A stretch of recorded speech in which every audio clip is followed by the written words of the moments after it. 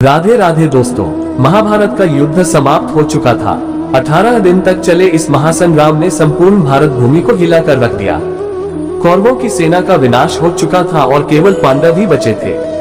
लेकिन युद्ध जीतने के बावजूद उनके हृदय में खुशी नहीं थी, क्योंकि अपने ही बंधु बांधव, गुरु और संबंधी इस युद्ध में वीरगति को प्राप्त हुए थे। युधिष्ठिर महाराज के मन में गहरी पीड़ा थी। वे सोचते थे, क्या सच में हमने जीत हासिल की या हमने अपनों को खोकर सब कुछ खो दिया।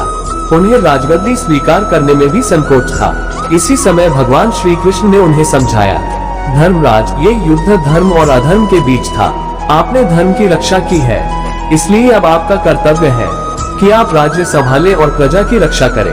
कुरुक्षेत्र से लौटने के बाद हस्तिनापुर में भव्य राज्याभिषेक की तैयारी हुई।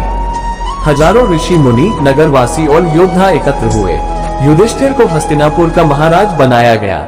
मंत्रियों और मुख्य योद्धाओं की नियुक्ति, भीमसेन, सेना और युद्ध से जुड़ी व्यवस्था, अर्जुन, विदेश और कूटनीति के कार्य, नकुल, भोमू, अस्त्र शस्त्र और सैन्य प्रशिक्षण की देखरेख, सहदेव, ज्योतिष, नीति और प्रशासनिक फैसलों के सलाहकार, विदुर, नीति और धर्म के विशेष मंत्री। श्री कृष्ण स्वयं तो द्वारका लौट गए, लेकिन हमेशा मार्गदर्शन देते रहे। राज्य संभालने के बाद युधिष्ठिर ने प्रजा के सुख दुख पर विशेष ध्यान दिया। हर गांव में न्याय और धर्म का राज स्थापित हुआ। युधिष्ठिर का सबसे बड़ा धर्म यही था, न्याय।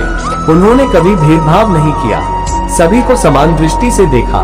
युधिष्ठिर का एक गरीब ब्राह्मण को न्याय देना, प्रजा का उन पर विश्वास।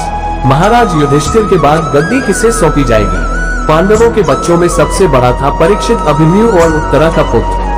अभिमन्यु कुरुक्षेत्र युद्ध में वीरगति को प्राप्त हुए थे, लेकिन उनकी पत्नी उत्तरा के गर्भ में परीक्षित थे।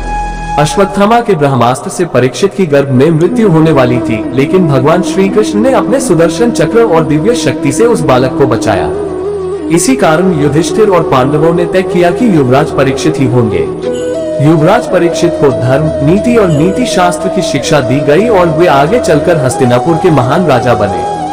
दोस्तों, महाभारत की इस कथा से हमें यही शिक्षा मिलती है, युद्ध केवल विनाश देता है, लेकिन धर्म और न्याय की स्थापना के लिए कभी कभी संघर्ष आवश्यक होता है। युधिष्ठिर ने ये दिखाया कि असली राजा वही है जो प्रजा को अपने परिवार से भी बढ़कर मानता है। और परीक्षित की कहानी हमें बताती है कि जब भगवान का संरक्षण हो तो कोई भी शक्ति किसी धर्मात्मा का नाश नहीं कर सकती। अगर आपको ये कथा पसंद आए तो हमारे चैनल को सब्सक्राइब जरूर करें और कमेंट में लिखें जय श्री कृष्ण।